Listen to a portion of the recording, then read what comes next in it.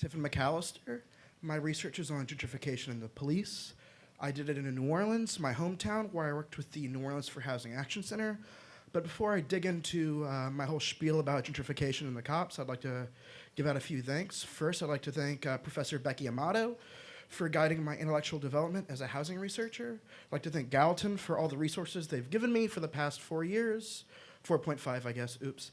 And I'd also like to thank the city of New Orleans for giving everything they have to me, and hopefully one day I can give that much back. So with that in mind, let's dive in.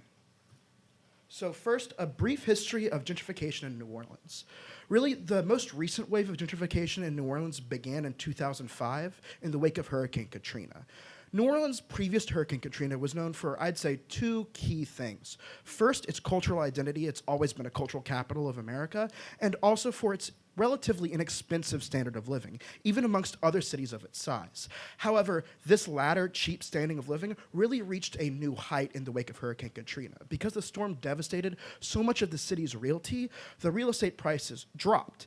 And in the months, years afterwards, because the city has held so much of our national attention for so long, in conjunction with that well-known cultural capital identity, it attracted a real new class of people who moved to New Orleans to take advantage of, once again, the cheap costs and relative to the cultural amenities. However, this massive influx of people who came in with a greater degree of spending power than New Orleans had seen previously brought with them a lot of investment and capital with them. And unsurprisingly, they opened many new businesses. Many new businesses were opened to compensate for that increased purchase power. And as a consequence of that, the housing costs in New Orleans started increasing steadily year after year after year. And what we see now is many neighborhoods in New Orleans actually have housing costs that, believe it or not, actually rival some areas of Manhattan and Brooklyn. You would have never thought it 8 years ago, but it happened. Now, so that was about 2005. It carried on. And in about 2012, 2013, we faced a massive budget shortfall as a consequence of our beloved ex-mayor, Bobby Jindal, who you might remember from his wildly successful presidential campaign. However, he kind of stuck us with the bag, and as a consequence of that, our mayor, Mitch Landrieu, had to tighten up the city budget. And he decided to do that by freezing police salaries going forward.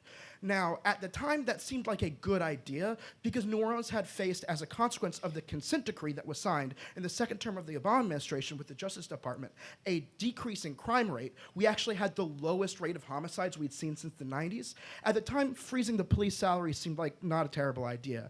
However, as years went on, we faced a steady attrition of police from the New Orleans Police Department forces, and that culminated into our present moment. Related or unrelated, what we do know is that there has been a surge in crime, specifically in homicide rates in the city.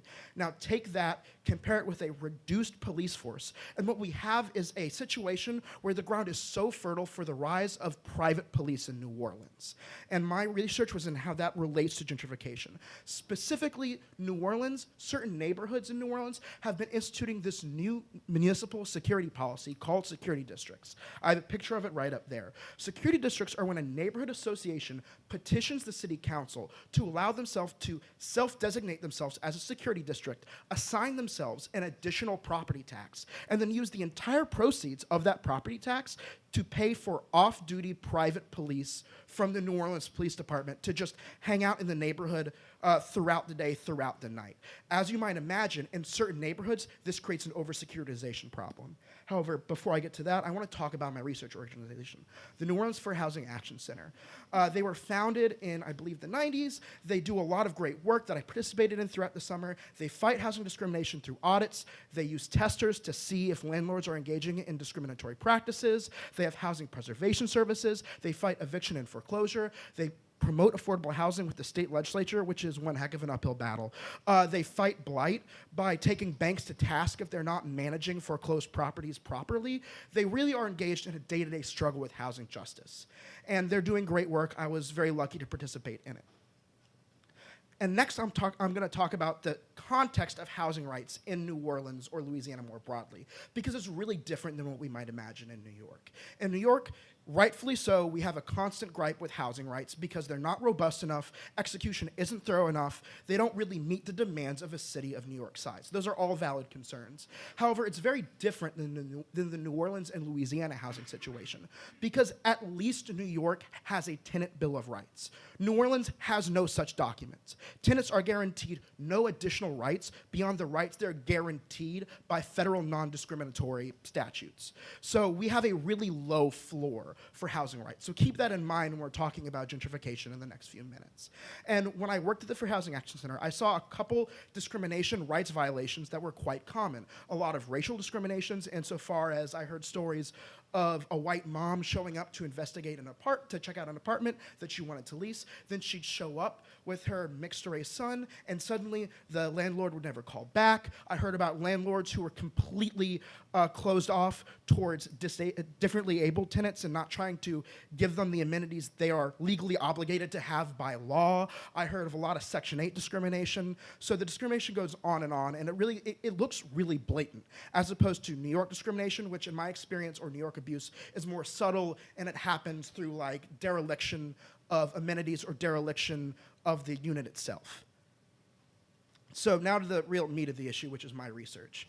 So there's a couple premises that I took in this research. First, that gentrification is occurring in New Orleans. Fundamental premise of my research. But the next premise is there's a wealth of research that suggests that the first institution that the gentrifiers change in a new neighborhood is the neighborhood association. They either create one or take it over because they have the disposable time, the extra time as a function of not working part-time jobs to actually politic and organize a neighborhood association.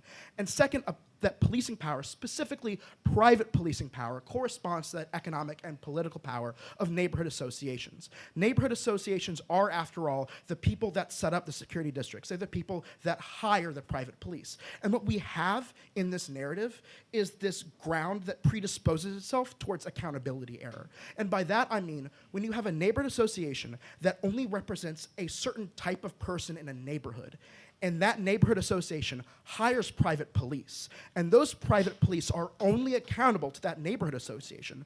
We have a security association where we don't have security for all, we have security for a few that happen to govern all, which is a incredibly unjust, poorly thought out situation that is becoming more and more popular in New Orleans.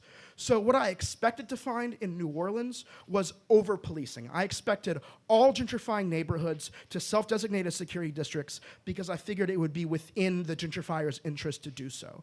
However, what I found was a stark contrast, namely that not all neighborhoods, gentrifying neighborhoods, self-designated as security districts. For my research, I conducted mass interviews, about 55, in 2 different neighborhoods. The Bywater, which you may have heard of through countless New York Times coverage. It's the high-profile gentrifying neighborhood in New Orleans. And Mid-City, which isn't generally regarded as a gentrifying neighborhood insofar as it's usually composed of people who have been in the city for multiple generations, if not almost their entire life. But when you look at the amount the businesses are changing, the space is changing, as well as the fact that that neighborhood has the highest inequality rate in the entire city, it is doubtlessly gentrifying. Whereas Mid-City is a security district, the Bywater is not. So then, taking my research results, I try to surmise why one gentrifying neighborhood would self-designate as a security district and one would not. And the conclusion that I came to is that navigating a political system, specifically a municipal political system, as self-designated as a security district requires, is a learned task. Learning to maneuver a political system requires cultural capital. You have to know the neighborhood. You have to know who's important. You have to know who to talk to. You have to know how to navigate the space. Cultural capital is a very different development, a very different type of wealth than economic capital. While 2 gentrifying neighborhoods might be similarly positioned with regards to wealth generation, they might be dissimilarly positioned with regards to cultural generation, which is the situation between the Bywater and Mid-City, whereas the people in the Bywater are much more new to New Orleans. They've only been there for 5, 6, maybe 10 years. The people in Mid-City have lived there for their entire life. They've had an entire life to cultivate political connections, to learn how to navigate City Hall, and to learn how to leverage those political connections to develop their space as they see fit. So while I wish my project could have been a little bit longer so I could back this up with hard statistics that I could publish. That's not the case, but this is my, I'd say, highly educated guess as to why one gentrifying neighborhood can self-designate, whereas another cannot. So the conclusion of my research is that not all gentrifying neighborhoods are created equally. With regards to monitoring how a neighborhood gentrifies, it's incredibly important we look at not just economic capital, but also cultural capital. And additionally, that we can understand gentrification in two separate ways, an economic process and a cultural process. And when we're talking about gentrification, it's always important that we create those delineations in our head so we can understand which type of neighborhoods can better leverage their political power. Thank you.